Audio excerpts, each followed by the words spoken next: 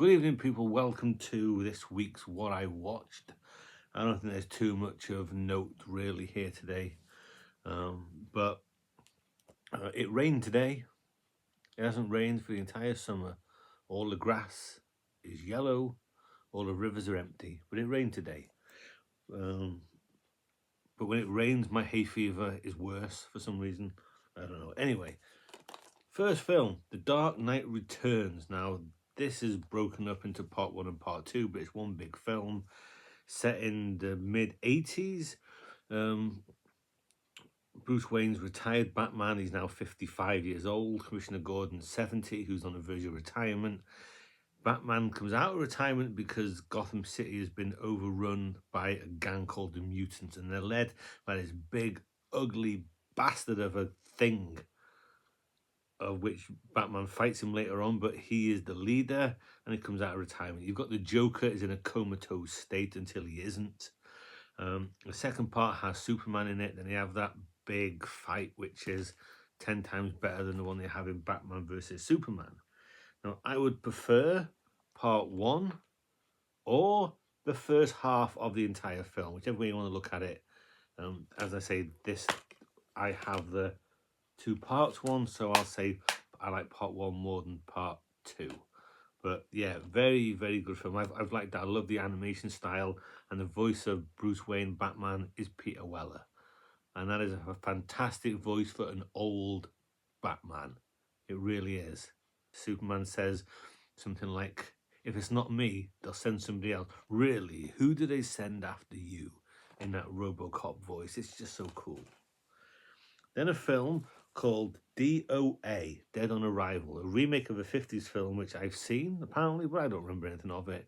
But this has college professor Dennis Quaid staggers into a police station to report his own murder. Then we get, a flashback of what's gone on, called neo-noir.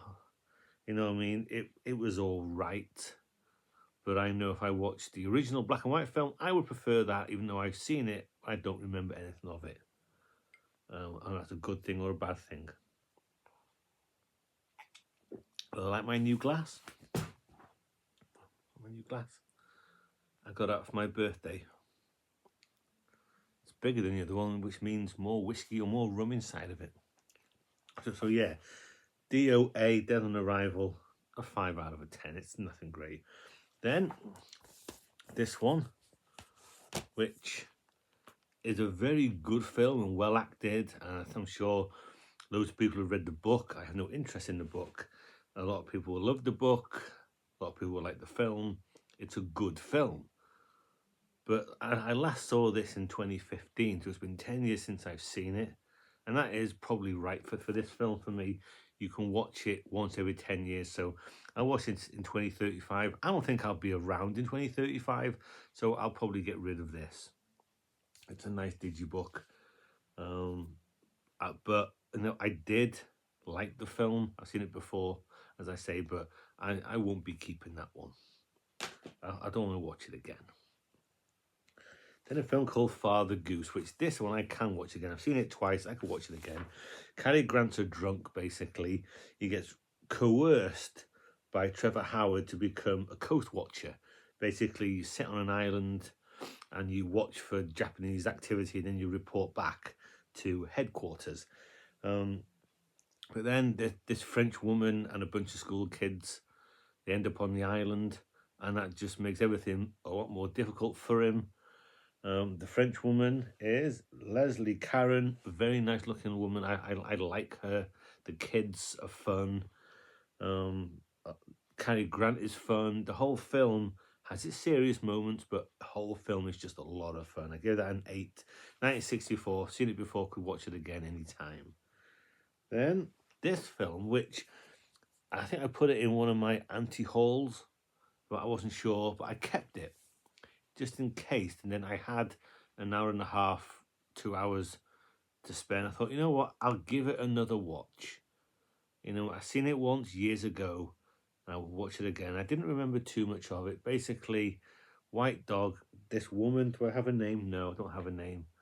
But she finds this dog, comes across this dog, takes it home, but it attacks black people. It's been trained to be a white dog. It is white, but it attacks black people. And the film is a behavioral trainer, which is a black man who is in Terminator, to try and get this dog to stop attacking black people and just make it a normal dog. And it's very interesting. The ending, not quite how I remembered it, but not quite as sad as it was the first time. But I liked this film. I liked the story. And I'm glad I didn't get rid of this. I really am, because I could watch that again. I don't know when.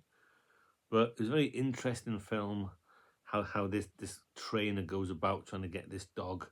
But, you know, once hatred is in someone or something, it's very hard to get rid of it. But a very, very good film. I'll give that one an 8. 1982. Very good. Very glad I didn't get rid of it. Then, from 2024, The Surfer with Nicolas Cage. Now, Nicolas Cage is with his son. He wants to go surfing. And he's going to buy a house. I think it was where he grew up. He wants to buy a house for his wife.